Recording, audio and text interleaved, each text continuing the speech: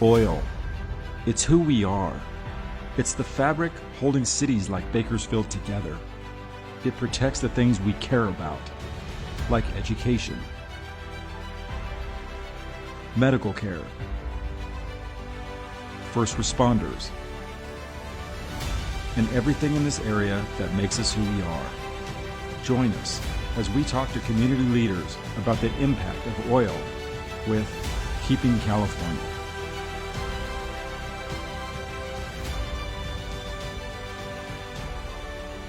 Hey everybody, this is Billy at Bakersfield Tuff. As you guys know, I have started a campaign with the Keeping California organization. They are trying to get the message out how important oil is here in Kern County. We've talked to community leaders and business leaders. And today, man, we're here with Matt Clark, and he is from Cohn, Stiles. And you may not realize how important these people are in the oil community. They have done a tremendous amount of work on creating the safety that you see out in the oil industry. So I really want to just kind of touch on it. You guys have been in business for a long time here. Yeah, we're actually, last year was our 85th year in Kern County.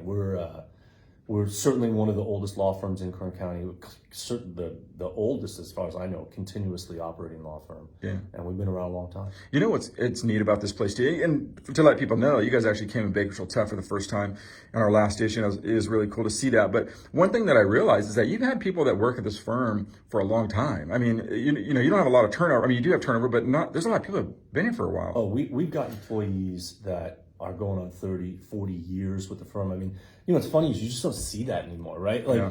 The era we live in now, there's just not that degree of loyalty to an employer or an employer's loyalty to their employee. And we're a little bit unique in that regard. I mean, I've been here, 15, 16 years now. I've been a lawyer just about 20 years. My partner, Dave Cohn, he's over 40 years of practice here. My partner, Jim Yoro, is over 30 years of practice here. I've got paralegals that have been here. In fact, I think we just gave a paralegal award for 40 years of service. Wow. You know, that's really kind of hard to believe. Right, yeah. Like, let's go back to what was commonly seen maybe in the oil industry and how it's changed over the years. When I started practicing law, so it's about 20 years ago, right? And I kind of cut my teeth doing oilfield cases. And we represented, you know, guys and women who have been injured in the oil fields for as long as this firm's been around, right? That's one of our specialties. That's one of the things that we really feel as though we're the best in the country when it comes to oilfield injury cases. And it's partly because of where we live, right, and our experience.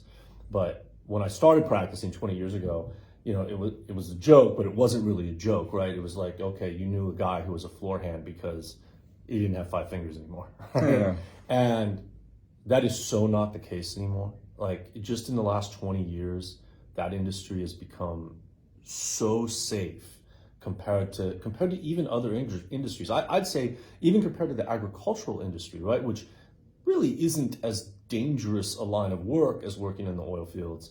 You know, the oil fields have made a transition when it comes to safety that is really bar none. Yeah, wow. And a lot of that is because of firms like you, right? I mean, that have done that, I mean, over the years. Yeah, I mean, our firm has looked out for, you know, we don't represent oil companies, but we represent the employees of those companies. And we've done that for a long, long time. And so we've looked out for those guys, right? So paint a picture, because you guys are here downtown, right? And it's the last place that you would think like oil would have an effect on, right?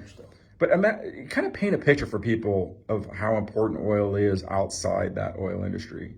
Well, I don't know if people really understand, but you know, if you look at just the tax revenue in our community that's generated by the oil industry, right? I mean, the reason we have things like nice parks and nice schools and nice school districts, you know, nice amenities in our community, a lot of that boils down to the tax revenue that's derived from the oil business.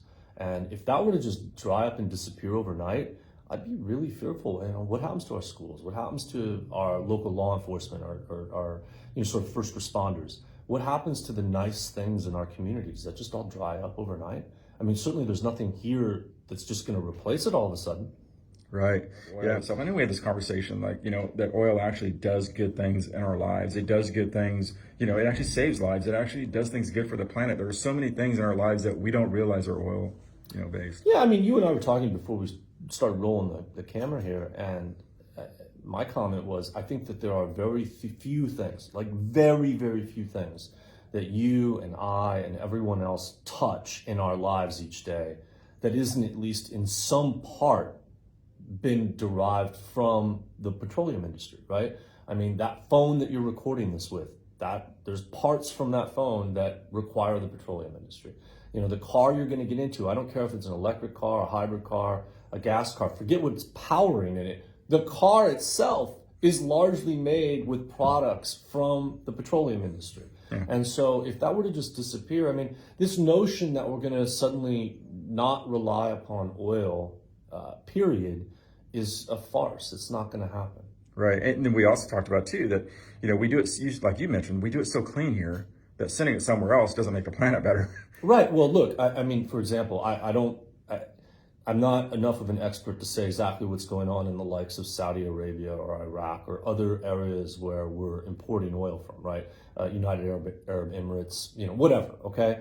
But I doubt that, A, they have the safety regulations in place that we have in California. Almost assuredly they don't. I mean, California is known as having some of the most stringent safety regulations there are, right? Yeah. So, I was going to say even in the country. Yeah, right. Right. You're probably correct. And so you're not going to have that elsewhere.